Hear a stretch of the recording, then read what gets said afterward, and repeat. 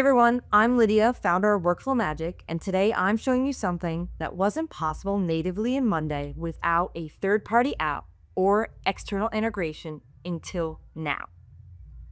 We're going to automatically generate custom product IDs using nothing but enterprise workflows. Let's dive in. This is our product board. Every time we add a new item, we want to generate a unique ID, something like prod-001-2025. To do that, we're using a simple ID manager board on the backend. It keeps track of how many items we've added, so it can increase the ID count every time. Here's how to set up the automation using enterprise workflows. Step 1, the trigger. When a new item is created in the product board. Now, for step 2, we're going to get the item data.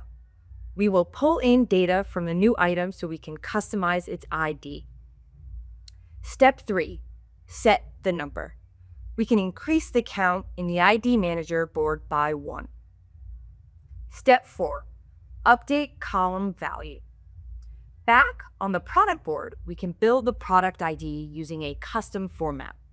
In our case, we have prod, the count, and the year.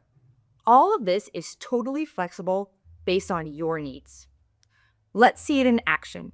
I have a new product called Hammer Wood, and the product ID is instantly created prod-003-2025.